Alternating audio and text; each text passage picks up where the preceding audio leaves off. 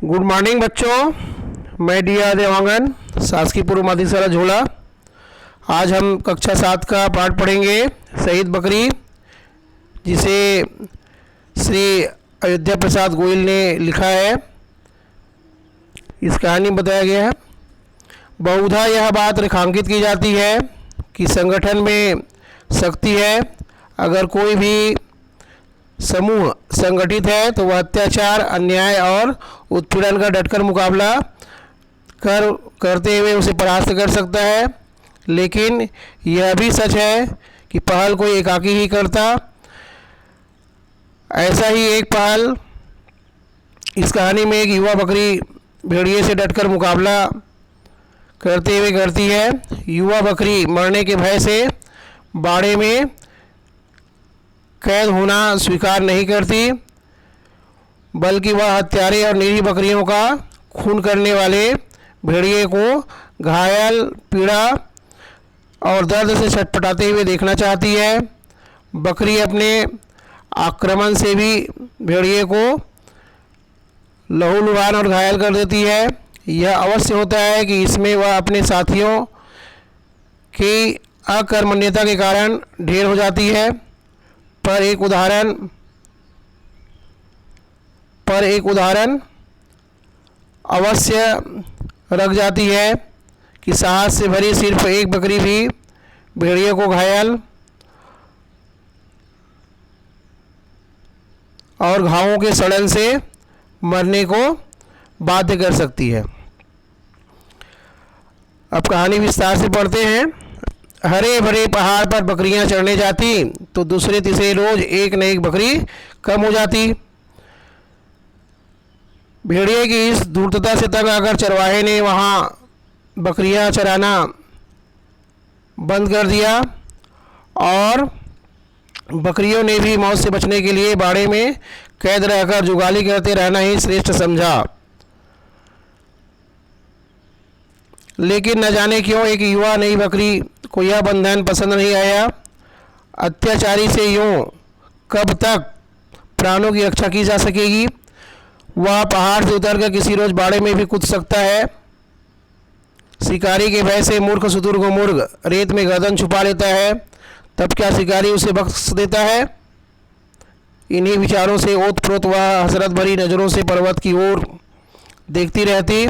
साथियों ने उसे आंखों आंखों में समझाने का प्रयत्न किया कि वह ऐसे मूर्खतापूर्ण विचारों को मन में न लाए। भोग्य सदैव भोगने के लिए उत्पन्न होते रहते हैं। भेड़िए के मुंह हमारा खून लग चुका है, वह अपनी आदत से कभी बाज नहीं आएगा। लेकिन नई युवा बकरी तो भेड़िए के मुंह में लगे खून को ही देखना चाहती थी।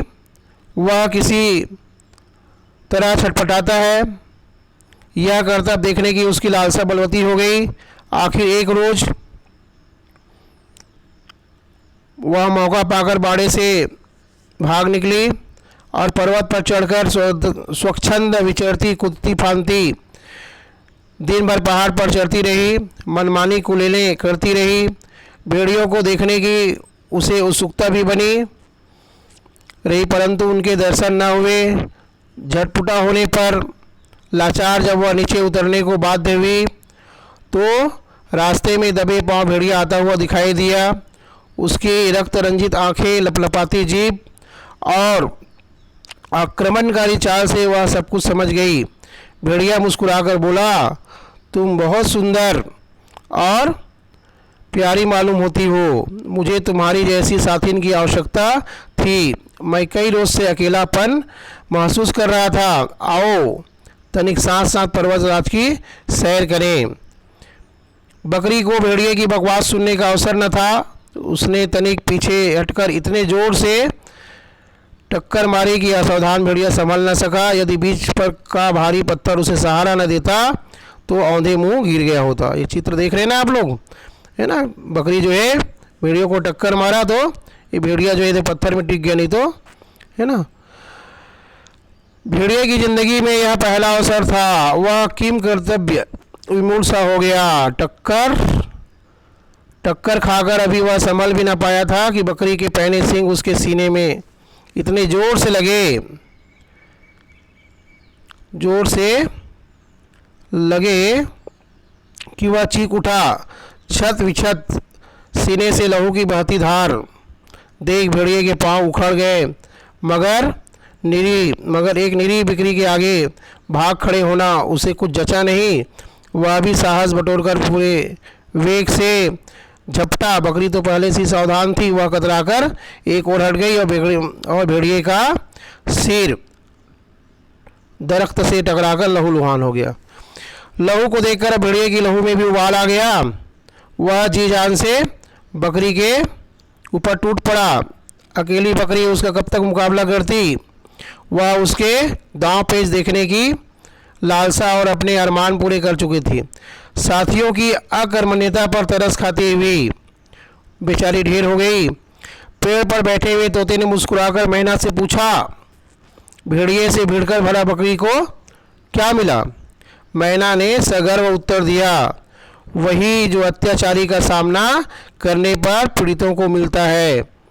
बकरी मर जरूर गई परंतु भेड़िए को घायल करके मरी है।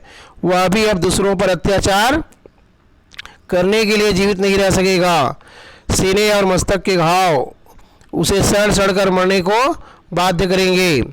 काश बकरी की अन्य साथियों ने उनकी भावना को समझा होता, छिपने के बजाय एक साथ वार किया होता तो वे आज बाड़े में कैदी जीवन व्यतीत करने के बजाय पहाड़ पर निशंक और स्वच्छंद विचरती होती। तोता अपना सा मुंह लेकर चुपचाप शहीद बकरी की ओर देखने लगा, है ना। तो देखिए ना, संगठन की शक्ति है ना। अगर अन्य बकरियां उसके साथ देते तो वह जो है